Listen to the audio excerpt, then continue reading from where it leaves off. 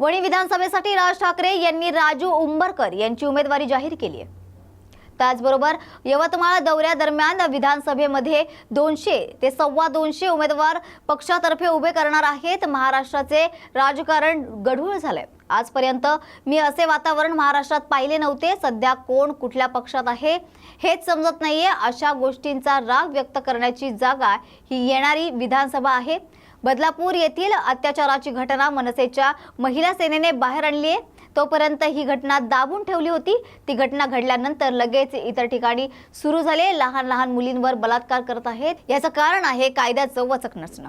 याचा दोष पोलीस यंत्रणेला देणार नाही। त्यांच्यावरील सरकारी दबावामुळे त्यांना असं वागावं लागतं असं म्हणत मी सहज बोलत नाही, अतिशय गांभीर्याने बोलत असतो की एकदा या राज ठाकरेच्या हातात महाराष्ट्राची सत्ता द्या। राज्य कसं चालवलं जातं आणि कायद्याची भीती काय असते हे मी तुम्हाला दाखवून देईल असा दावाही राज ठाकरे यांनी यावेळी केलाय। आणि जरा थोडीशी उमेदवारांची चाचपणी करण्यासाठी म्हणून हा दौरा आखला। मराठवाडा झाला, आता विदर्भाचा दौरा माझा सुरू आहे। पुढे उत्तर महाराष्ट्राचा होईल, मग आमच्या कोकणाचा होईल, पश्चिम महाराष्ट्राचा होईल। झालेला आहे, इतका चिखल झालेला आहे। मी आजपर्यंत असं वातावरण महाराष्ट्रामध्ये कधी पाहिलं नव्हतं। इतक्या वर्षामध्ये इतकी वर्ष तुम्ही पाहिलं नसेल। उन्हातानामध्ये उभे राहता, तुम्ही रांगेमध्ये उभे राहता, या लोकांना मतदान करता आणि कोट्याच्या भावाने नंतर माणसं विकली जातात। आज ह्याची सत्ता, उद्या ह्याची सत्ता, उद्या ही माणसं ह्याच्याकडे, उद्या ही माणसं ह्याच्याकडे। सध्या समजतच नाही कोण कुठच्या पक्षामध्ये आहे तेच समजत नाही। आणि मला असं वाटतं की याचा तुम्हाला राग येतो की नाही येत। या असल्या गोष्टींचा राग व्यक्त करायची जी जागा आहे ना, ती येणारी विधानसभेची जागा आहे। निवडणूक आहे ती, त्यावेळी तुमचा राग व्यक्त झाला पाहिजे। आणि तुम्ही जर असेच राहिलात तर तुमच्या नशिबी अशीच माणसं येणार, अशीच सरकार येणार। कधीही प्रश्न सुटणार नाहीत कुठचेही। आता काल परवाकडे आपल्या बदलापूरमध्ये ज्या मुलीवरती जो शारीरिक काय अत्याचार झाले, ठेवली होती गोष्ट,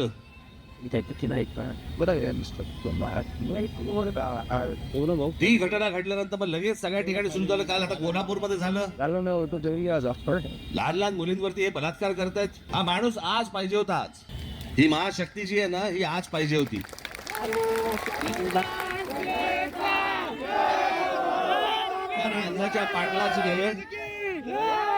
रांझाच्या पाटलाचा जसा हातपाय कापून जसा चौरंग केला होता ना, तसे यांचे चौरंग केले पाहिजेत। आमच्या मुली शाळेमध्ये पाठवायच्या आणि शाळेमध्ये पाठवल्यानंतर कालच मी त्या आश्रम शाळेमध्ये गेलो होतो। लहान लहान मुली तिकडे संपूर्ण महाराष्ट्रामध्ये पसरलेलं आहे। आणि याचं कारण कायद्याचं वचक नाही। तो आमच्या या पोलीस यंत्रणेला बिलकुल देणार नाही।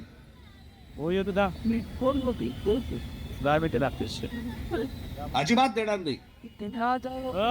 त्यांच्यावरचा जो सरकारी दबाव असतो ना, त्या दबावामुळे ह्या सगळ्या गोष्टी त्यांना तसं वागावं लागतं।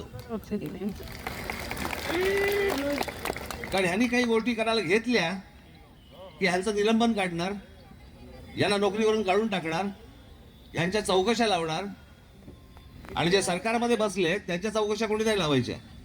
कुठे लाठीचार्ज करायला सांगा, रेकॉर्डिंग करत आहे, कुठे परिस्थिती हाताळण्यासाठी म्हणून त्यांच्या हातातच काही नाही। आणि मग दोष द्यायचा त्यांना, असं थोडी चालतं। रेकॉर्डिंग करत आहे म्हटलं। मी अनेकदा बोलत आलो तुम्हाला। अनेकांना असं वाटतं की राज ठाकरे असा सहज बोल, मी सहज नाही बोलतोय। मी तुम्हाला अत्यंत गांभीर्यपूर्वक तुम्हाला सांगतोय, एकदा या राज ठाकरेच्या हातामध्ये या महाराष्ट्राची सत्ता द्या तुम्ही। एकदा बोला ना, राज्य कसं विधानसभेच्या निवडणुकीच्या दृष्टिकोनात महाराष्ट्रभर जरा उमेदवारांच्या चाचपणी करण्यासाठी म्हणून दौरा सुरू केला। मराठवाड्याचा दौरा माझा पूर्ण झाला। हे आता बस करायला सांग, आता बंद करायला सांग त्याला, कोणाला तरी सांगा आता बंद कर म्हणून। दोषीला का होईल हो बरं बघून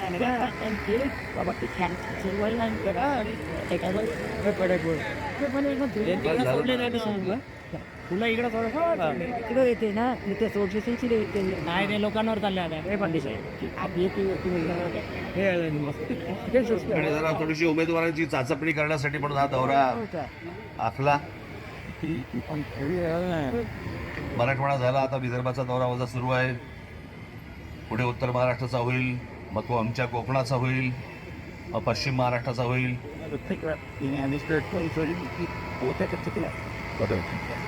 या वेळेला जरा विधानसभेच्या निवडणुका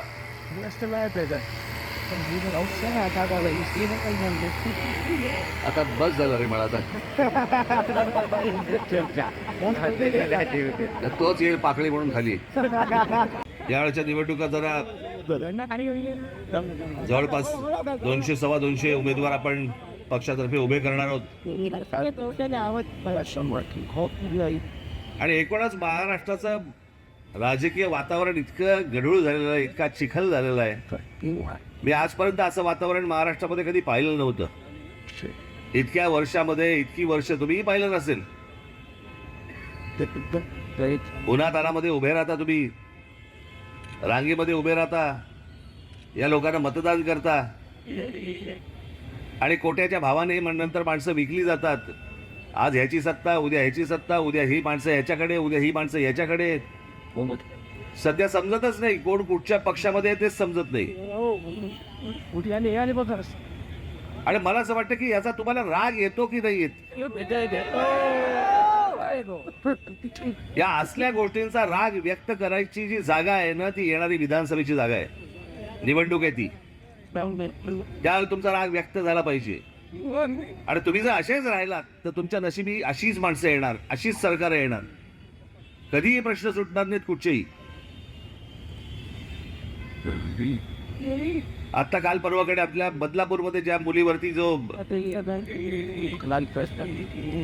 शारीरिक आहे अत्याचार झाले,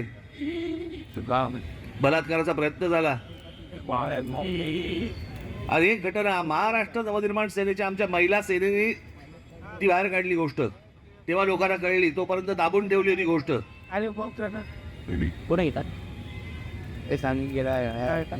ती घटना घडल्यानंतर मग लगेच सगळ्या ठिकाणी सुरू झालं. काल आता कोल्हापूरमध्ये झालं, लहान लहान मुलींवरती हे बलात्कार करतायत.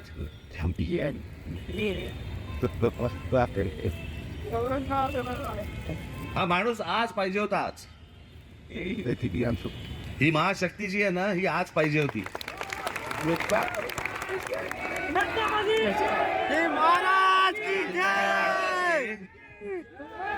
रांजाच्या पाटल्याचा जसा हातपाय कापून जसा चौरंग केला होता ना, तसे यांचे चौरंग केले पाहिजेत.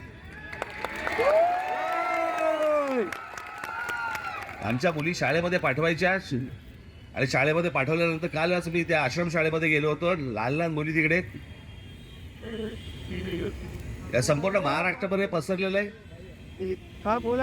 आणि याचं कारण कायद्याचा वचक नाही. मी याचा दोष आमच्या या पोलीस यंत्रणाला बिलकुल देणार नाही.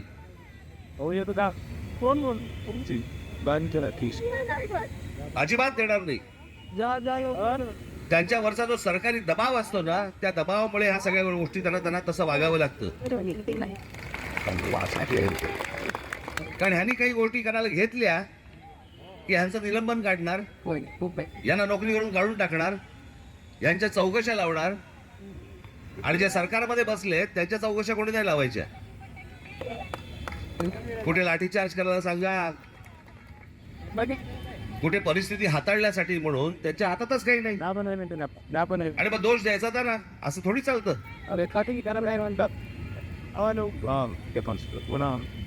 मी अनेकदा बोलत आलो तुम्हाला. अनेकांना असं वाटतं की राज ठाकरे असा मी सहज नाही बोलतोय. मी तुम्हाला अत्यंत गांभीर्यपूर्वक तुम्हाला सांगतोय, एकदा या राज ठाकरेच्या हातामध्ये या महाराष्ट्राची सत्ता द्या तुम्ही. एकदा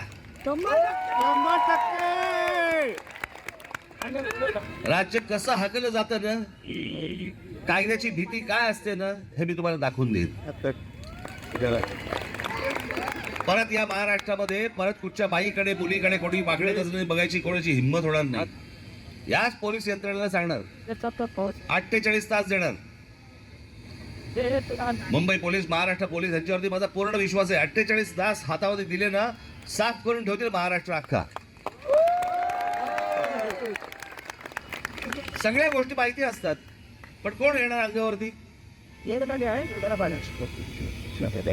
आज अनेक विषय या महाराष्ट्रामध्ये पडलेले आहेत. महिलांचे विषय आहेत, शेतकऱ्यांच्या आत्महत्या होत आहेत, बी बियाण्यांचा प्रश्न आहे, विम्याचा प्रश्न आहे.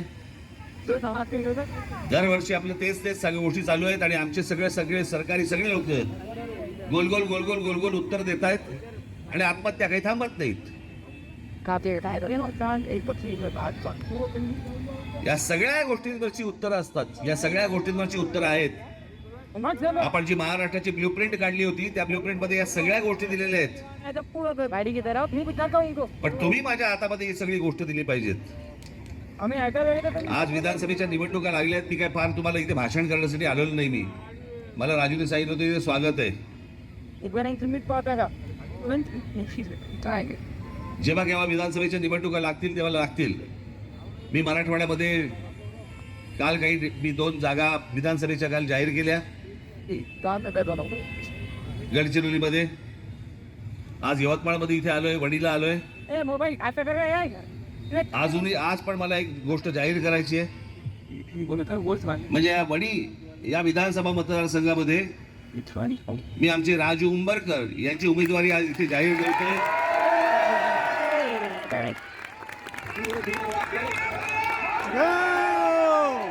सर्वांनी पूर्ण ताकदीने राजू उंबरकरांच्या मागे उभं राहावं, त्यांना आमदार म्हणून आतमध्ये पाठवावं.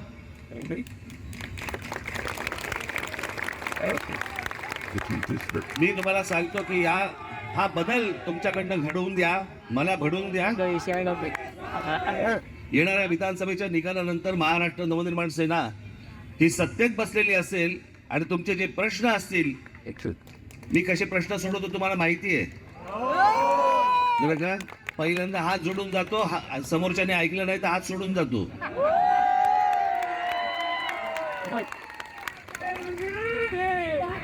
येणाऱ्या विधानसभेच्या निवडणुकीसाठी म्हणून तुमच्या शुभेच्छा, तुमचे आशीर्वाद आमच्या मागे कायम राहो, एवढी फक्त एक अपेक्षा आशा व्यक्त करतो.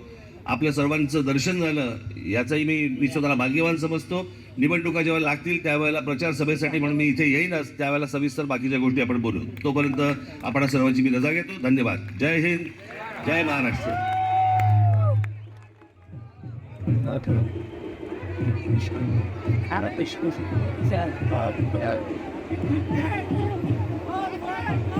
सन्मान्य राज्यपालांच्या महाराष्ट्र नवनिर्माण सेनेच्या लागल्या म्हणजे अजून लागल्या नाहीत, पण होतील असं वाटतंय. मोबाईल आता सोडलं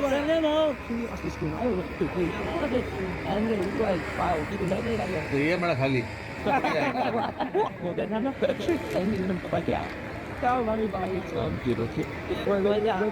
निवडणुका लागल्यात असं वाटतंय.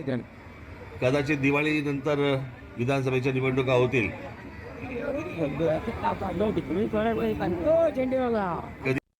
या विधानसभा मतदारसंघामध्ये मी आमचे राजू उंबरकर यांची उमेदवारी आज इथे जाहीर करतोय.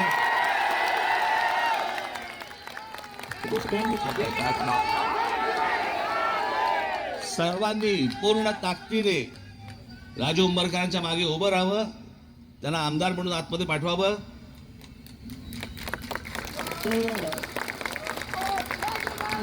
मी तुम्हाला सांगतो की हा बदल तुमच्याकडनं घडवून द्या, मला घडवून द्या. येणाऱ्या विधानसभेच्या निकालानंतर महाराष्ट्र नवनिर्माण सेना ही सत्तेत बसलेली असेल आणि तुमचे जे प्रश्न असतील, मी कसे प्रश्न सोडवतो तुम्हाला माहिती आहे बरं का. पहिल्यांदा हात जोडून जातो, समोरच्याने ऐकलं नाही तर हात सोडून जातो.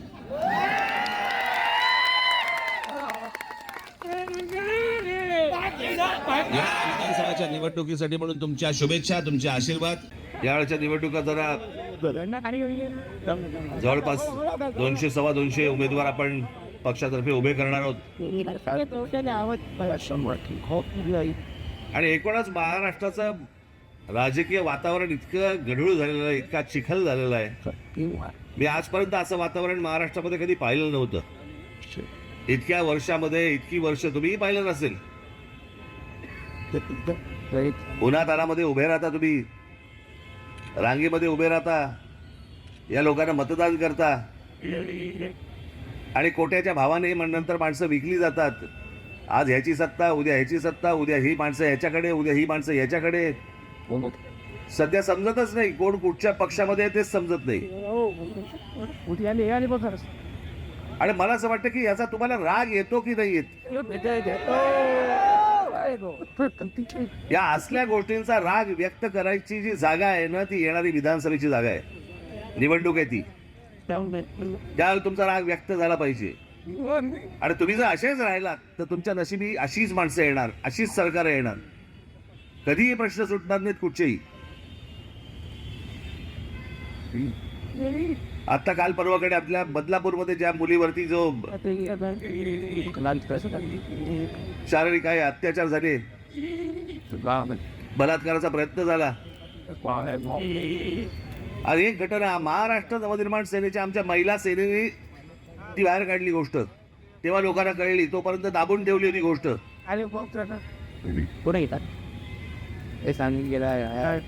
ती घटना घडल्यानंतर मग लगेच सगळ्या ठिकाणी सुरू झालं. काल आता कोल्हापूरमध्ये झालं, लहान लहान मुलींवरती हे बलात्कार करतायत.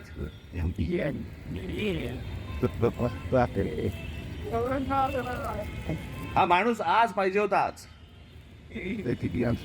ही महाशक्ती जी आहे ना, ही आज पाहिजे होती.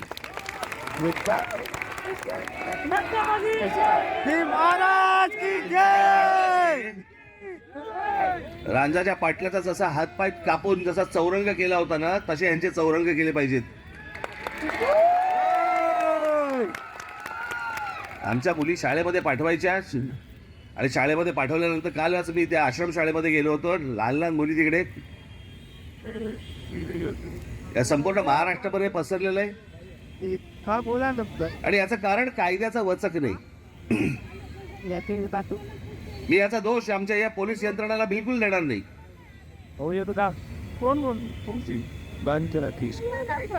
अजिबात देणार नाही. त्यांच्यावरचा जो सरकारी दबाव असतो ना, त्या दबावामुळे ह्या सगळ्या गोष्टी त्यांना तसं वागावं लागतं. कारण ह्यांनी काही गोष्टी करायला घेतल्या की ह्यांचं निलंबन काढणार, यांना नोकरीवरून काढून टाकणार, यांच्या चौकशा लावणार, आणि जे सरकारमध्ये बसले त्यांच्या चौकशा कोणी नाही लावायच्या. कुठे लाठीचार्ज करायला सांगा, कुठे परिस्थिती हाताळण्यासाठी म्हणून त्यांच्या हातातच काही नाही. आणि मग दोष द्यायचा होता ना, असं थोडी चालतं.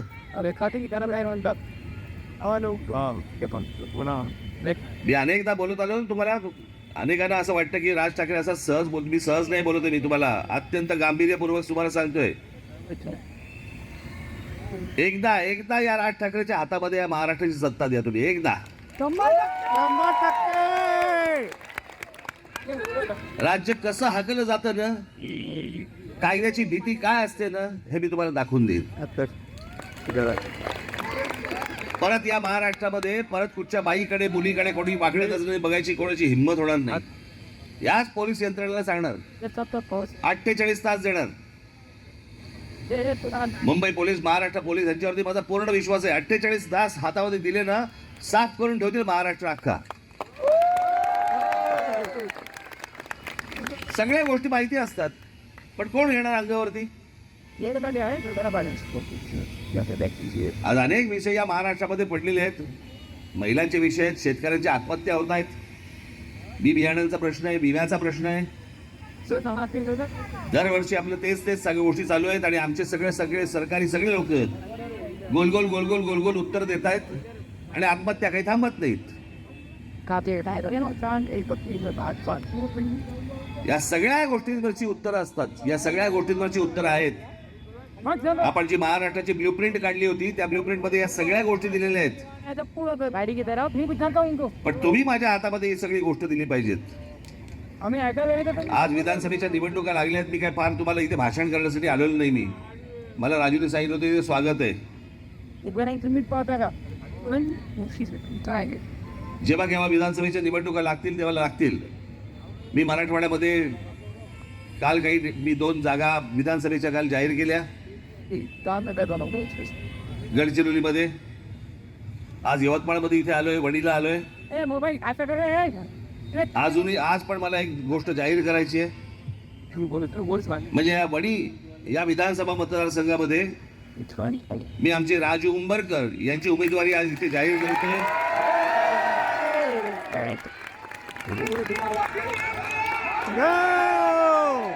सर्वांनी पूर्ण ताकदीने राजू उंबरकरांच्या मागे उभं राहावं, त्यांना आमदार म्हणून आतमध्ये पाठवावं.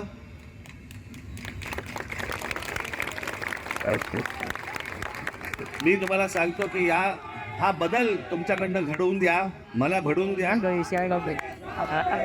येणाऱ्या विधानसभेच्या निकालानंतर महाराष्ट्र नवनिर्माण सेना ही सत्तेत बसलेली असेल आणि तुमचे जे प्रश्न असतील, मी कसे प्रश्न सोडवतो तुम्हाला माहिती आहे बरं का. पहिल्यांदा हात जोडून जातो, समोरच्याने ऐकलं नाही तर हात सोडून जातो.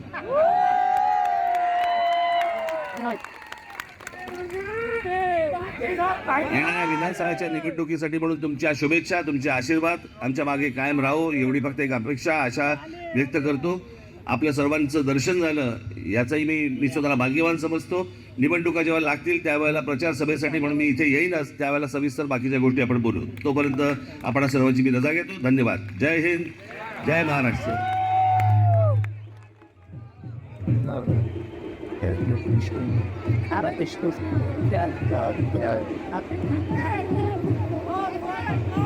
सन्मान्य राज्यसभांच्या महाराष्ट्र नवनिर्माण सेनेच्या. तर या होत्या आजच्या महत्त्वाच्या घडामोडी. अशाच महत्त्वाच्या घडामोडींसाठी पाहत रहा न्यूज मराठी 24/7. नवा भारत, नवा विचार.